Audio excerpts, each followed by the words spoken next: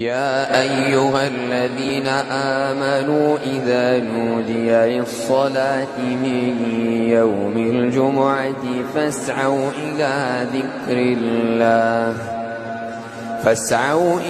ذكر الله وذروا البيع ذلكم خير لكم إن كنتم تعلمون. فإذا قضيت الصلاة فانتشروا في الأرض وابتغوا من فضل الله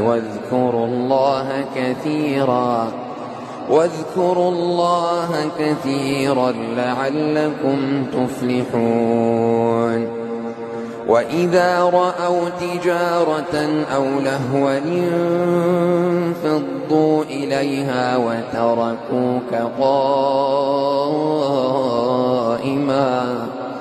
قل ما عند الله خير من اللهو ومن التجارة والله خير الرازقين.